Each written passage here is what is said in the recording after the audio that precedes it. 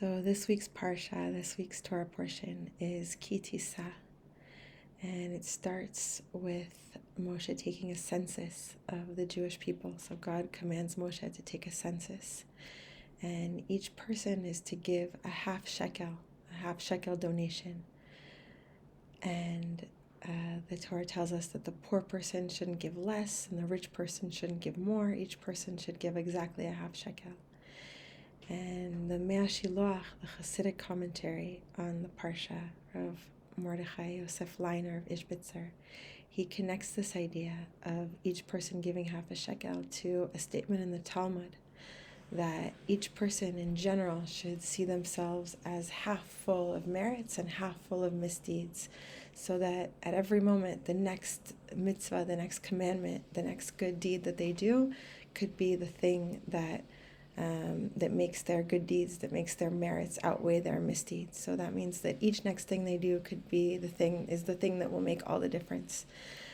And so the Mea Shiloach says that he connects this idea of each person giving a half to a person being meant to think of themselves as half full of merits and half full of misdeeds, or half full of chiyuvim, things that he owes, debts on the side. On the side that is across from the merits.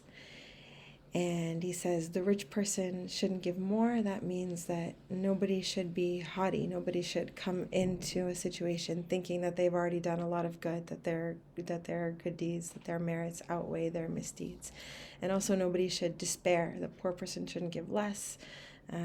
Nobody should despair and think that they've already done so many misdeeds. Their misdeeds already outweigh their merits, and so maybe there's nothing they can do now to change it, or anything they do now couldn't really help.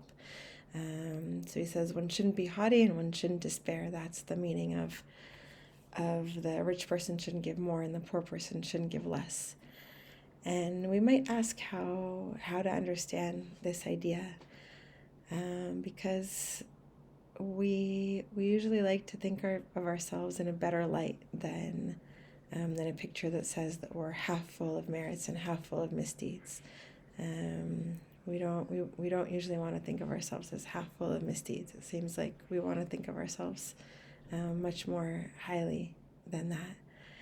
And so what is this all about? How are we really supposed to think of ourselves and encounter the coming moment? I think there's a kind of deeper way of looking at this idea that doesn't necessarily mean thinking of ourselves as half full of good and half full of something negative. Rather, it's about how we relate to the past, and how the way in which we take responsibility for our past deeds. So the haughty person is a person who takes credit for all his good deeds. So he thinks that it was really in his own power, that he himself did the good things that he did, rather than recognizing that actually it's all from God. God allowed him to do the good things that he did. Everything that he was able to do, it was with God's help, and it wasn't really fully in his power to do anything. And so everything that one did in the past, there's a way in which it really is just something to be grateful for, all the good things that one did in the past, because there was no guarantee that one could do it, and all the circumstances that allowed a person to do it, and the ability to do it, and even the strength in the moment to decide to do it, all of that at the end of the day, when we look from a perspective later on in time, and we look back in time, then there's a way in which all of that is not really to our own credit. It's all, it was all something that God gave us, allowed us to do. And so the haughty person is one who takes credit for all his good deeds and thinks that it's because he's so great that he got to do all these good things, rather than recognizing that it's all from God, that it was a gift that he was able to do them. And the person who despairs, the person who thinks about their past misdeeds, and also in a way takes take such a responsibility for their past misdeeds, or identifies so much with their past misdeeds, that they become heavy. He can't crawl out from underneath the weight of his past misdeeds. So he thinks of himself as so tied up with the things that he's done that he feels that he can't change now, that nothing now could make a difference, or he can't do something different now. And that's also, in a way, taking too much responsibility, or identifying too much with one's own past deeds. Of Yitzchak Breiter, a Polish Breslov Hasid, he talks about how tshuva, true repentance or true return to God and to one's source and to oneself, it actually requires that we recognize that even our past misdeeds, they're ultimately, they were from God. Once we're already in a later point in time and we're looking back on our past, and we're looking back even at our own past actions, there's a way in which we can see everything as being from God. Everything that happened to us, and also everything that we did, is in fact something that God allowed for and willed.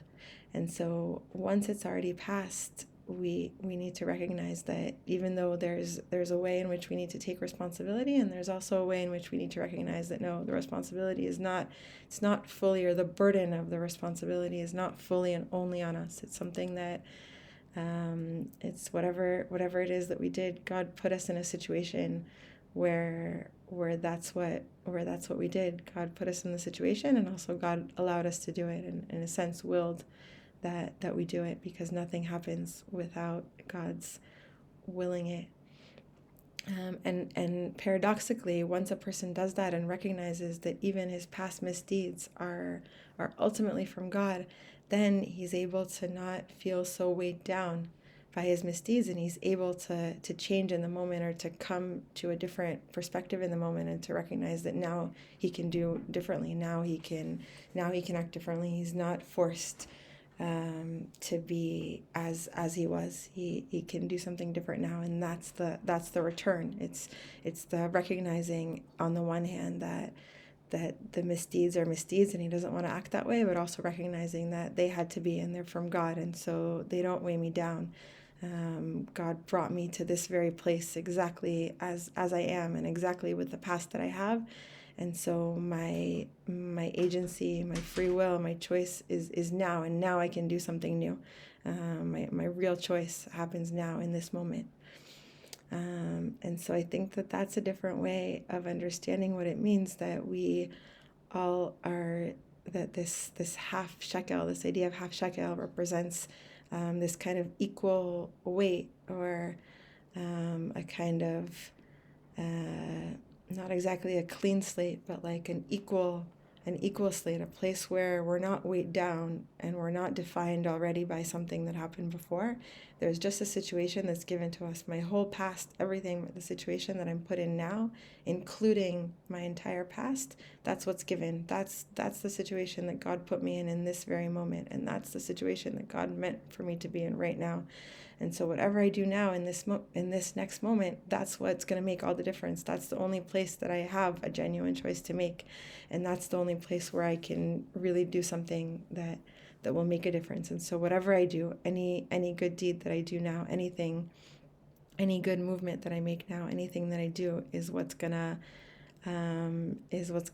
allow my merits to outweigh my misdeeds, or it's gonna make all the difference towards the good if I do something good in this moment, because everything that came before is like is already the given, is already the a kind of 0 point that I can look from when I see this moment as what's real in front of me now, as the situation that God has put me in now. And so I think that's a way that we can understand this, what the Ishbitzer Rebbe, what the Mea Shiloach is saying here, this idea of having equal merits, on the one hand, equal merits to misdeeds. It's not really about the actual deeds that I did in the past, or the count of my actual merits. It's about coming in without thinking that I've already accrued all these good things because I've already done so much good and I can take credit for that. I have all these credits. And without thinking that, oh, I've already done all these misdeeds, and so how can I do differently now? It's without that, the haughtiness of the first or the despair of the second. It's with a sense of this moment right now. This is a moment, this situation right now. This is the moment and situation that God brought me into, and so what I do right now, that's what matters, and that's what's gonna make all the difference. That's what's gonna pull things to the side of good if I do a good thing in this very moment, and to not be weighed down by our by a kind of over identification with our past choices.